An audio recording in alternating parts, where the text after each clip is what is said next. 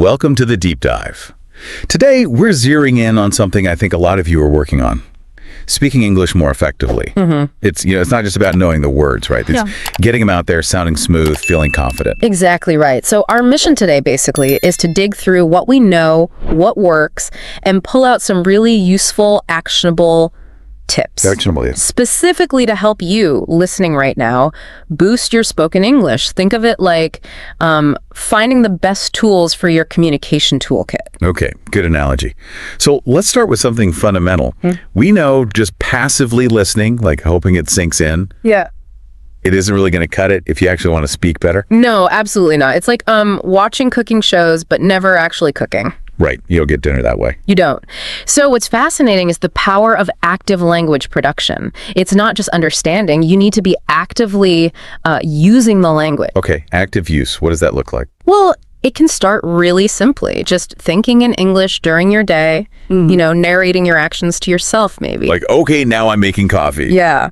Or even just planning your next step in English in your head. And then moving to more deliberate practice, like actually speaking aloud, even if no one's there. Right. Thinking in English, that sounds like a great low-pressure first step, sort of warming up the mental muscle. Exactly. So when we do move to that more direct practice, speaking aloud, how do we make that really effective, not just rambling? Yeah, good question. If we look at skill development generally, consistent, focused repetition is key. So instead of just general talking, Endless talking, yeah. try specific exercises. For example, grab a picture, any picture, and describe everything you see in detail. Set a timer for 1 minute. Okay. Or maybe read a short news bit and then try to summarize it out loud. It gives you a clear goal for that little practice session. I like that. It feels much more targeted than just vaguely deciding I'm going to speak English now. It's like practicing scales on an instrument instead of just noodling. Okay, now, something people often feel, awkward about. Recording themselves. Yes, the recording hurdle. What's the real value there? And how can we make it feel less cringy?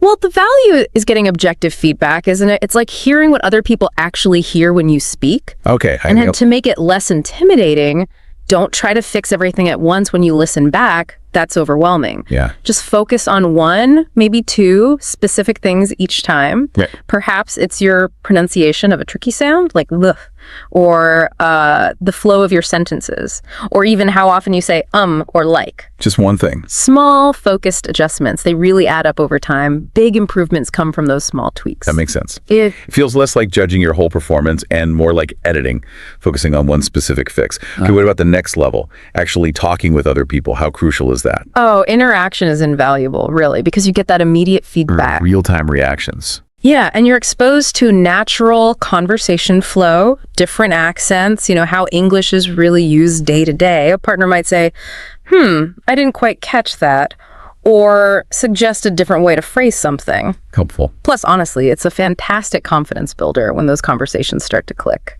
So that could be finding a language exchange partner online, maybe? Or working with a tutor. Sure. Or even just chatting more intentionally with a friend or colleague who's a native or proficient speaker. And it doesn't always have to be a formal lesson, does it? Just casual chats. Absolutely not. Casual conversation is brilliant. It helps you get comfortable with speaking spontaneously, applying what you know in a relaxed way, and don't worry about mistakes. Easier said than done sometimes. I know, but try to think of them as like data points for learning, not failures. So thinking about all this, what's standing out to you as particularly useful? For me, definitely the idea of those specific mini tasks for solo practice, like describing the picture, makes it feel less daunting, more purposeful. And also the tip about reviewing recordings, just focusing on one thing at a time. Yeah. That feels much more manageable than trying to fix everything. Exactly. It's all about that focused effort, refining things bit by bit. And remember, improving your spoken English is definitely achievable. It just takes the right strategies and, crucially, consistent effort. Right, consistency.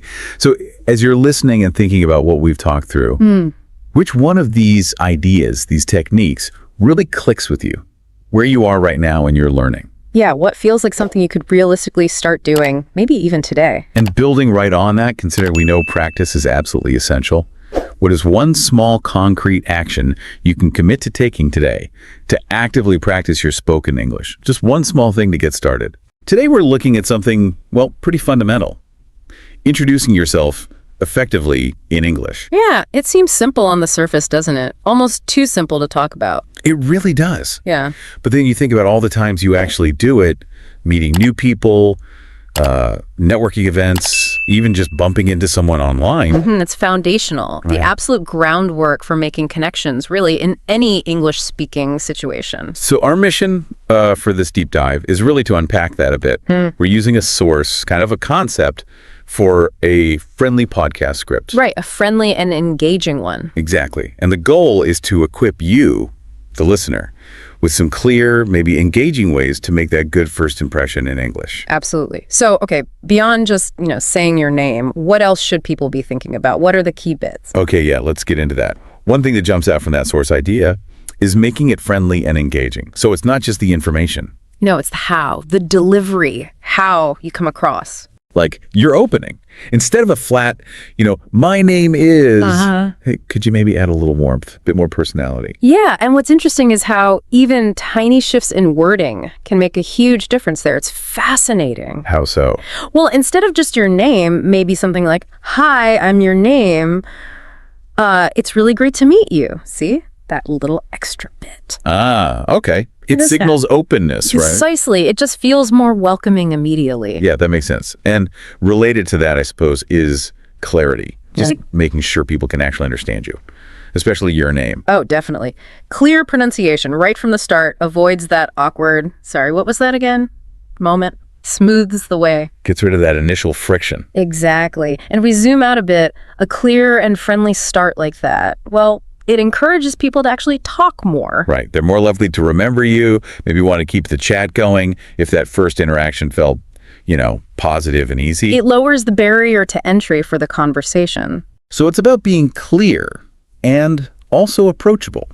Now, the source material, it was brief, but it also mentioned the engaging part. How do you actually do that? Make it more than just facts. Good question. Engagement isn't just one thing, is it? It could be maybe briefly mentioning something relevant, something you share in that moment. Okay. Or perhaps asking a simple open-ended question back after you've said who you are. Right. That shifts it. It goes from just being about me to creating a little back and forth. So if you're at a conference, maybe you say your name, your company, and then add, I thought that last talk on AI ethics was really interesting.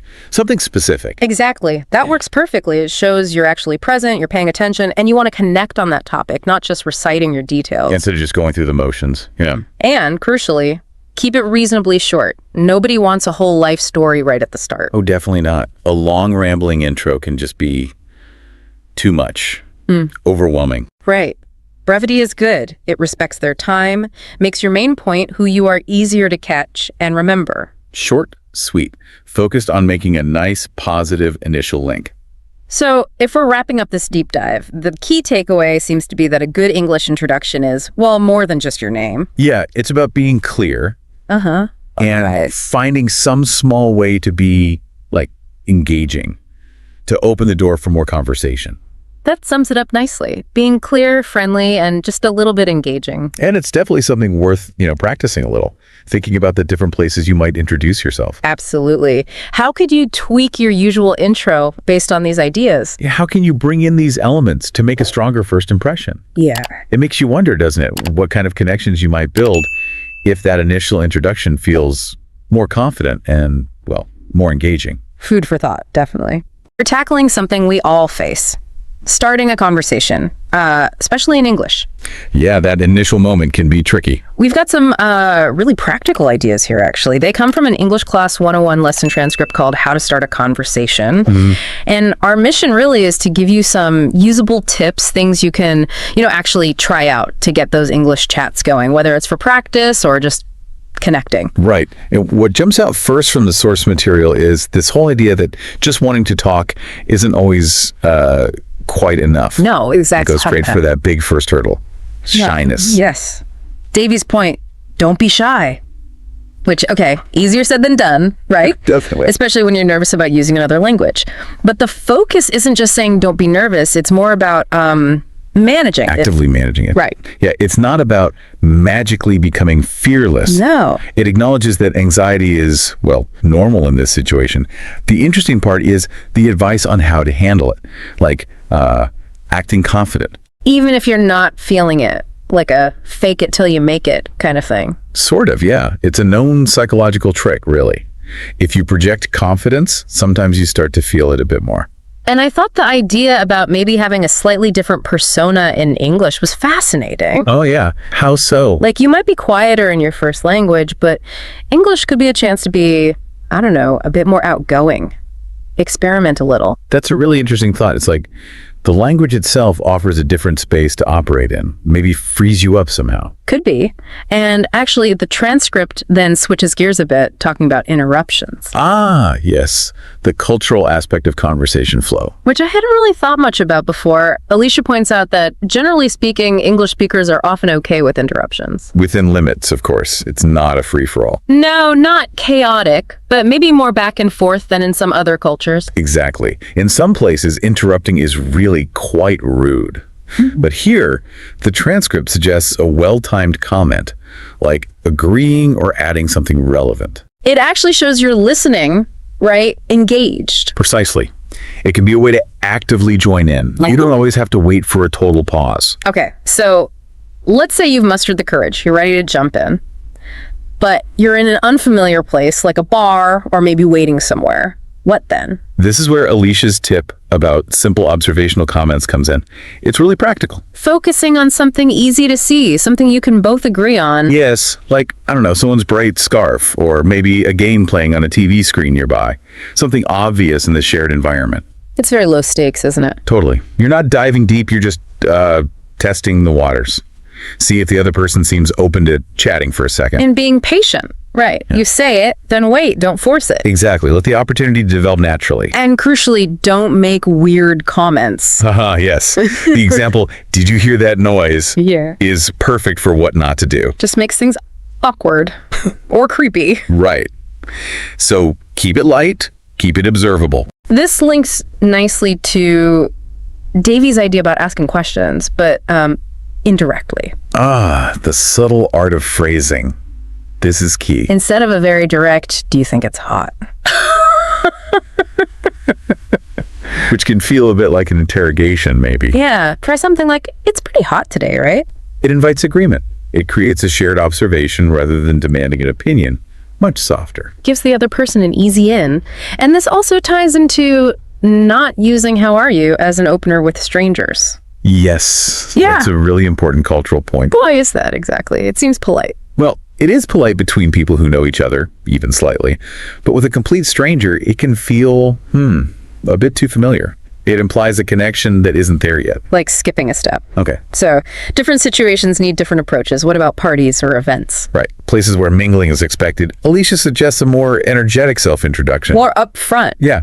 Like, hi, I'm your name. Is this your first time here? Something confident, positive, and immediately gives you something common to talk about the event itself. But context is everything, as the transcript points out. You wouldn't do that waiting for a bus. Definitely not. It would be odd. So read the room. The other examples are good too. Who do you know here? Or how did you hear about this? They're open-ended. They encourage more than a yes-no answer. Okay, another angle Davy brings up is asking for help. Seems simple, but effective. Very. Because asking for help, like, excuse me, where's the kitchen? Or something similar, it shows a little bit of vulnerability. Ah, makes you seem less intimidating. Exactly. And it gives the other person a really easy way to engage positively. Most people are happy to help with a simple request. It's a natural icebreaker. Okay, but what if? What if it doesn't work? What if the person just doesn't want to talk? This is so important. Davy's advice on handling rejection gracefully. Don't take it personally. Absolutely not. There could be a million reasons why someone isn't chatty at that moment. They're busy, stressed, having a bad day. It's probably not about you or your English. Very unlikely. So the advice is, just accept it, don't blame yourself, and move on. Try talking to someone else. Don't let it stop you. Good advice. Okay, now, shifting slightly, Alicia also talks about deepening connections with people you already sort of know, like colleagues or acquaintances. Yes, moving beyond just superficial chat. Her tip is about sharing short, interesting personal stories. Little anecdotes about recent experiences. Something relatable, maybe something funny, or something the other person might find useful, like a great new restaurant you tried, or an interesting event you went to. The key being short and interesting, I guess. Definitely. Keep it concise. Offer a little window into your life that invites them to share something too. And then we got those bonus tips at the end, which I thought were great. Free tips? Yeah. Davey's one about telling an embarrassing story. Brilliant. Why does that work so well, do you think? It's the opposite of bragging, isn't it? It makes you human, relatable. People connect through shared imperfections. Makes you seem more approachable, less intimidating. Alicia called it self-deprecation. That's the one. It often gets a laugh, breaks the tension. People generally find stories about things going slightly wrong more interesting than hearing how perfect everything is. True. Her example about the lost luggage and the sunscreen explosion? Totally relatable. A minor disaster, but funny in hindsight. Everyone's had something like that happen. It creates an instant bond. So it's that shared humanity, even in the small screw-ups. Exactly. Okay, so let's try and wrap this up. Key takeaways for getting conversations started seem to be brave, first off. Take the plunge. Look around you. Use your environment for simple openers. Ask questions, but maybe indirectly at first. Right. Invite agreement. Be aware of the context, party versus bus stop, and if someone's not interested, don't sweat it. Let it go. Move on. And maybe try sharing little bits of your own recent life, perhaps even the slightly embarrassing bits. Yeah, show you're human. So thinking about all these strategies, it raises a question for you, the listener. Which of these feels most you? Which ones align with your personality? Yeah. And how could maybe just a small tweak in how you usually approach things? How could that open up new conversations, new learning opportunities, maybe even some unexpected connections? Definitely something to think about.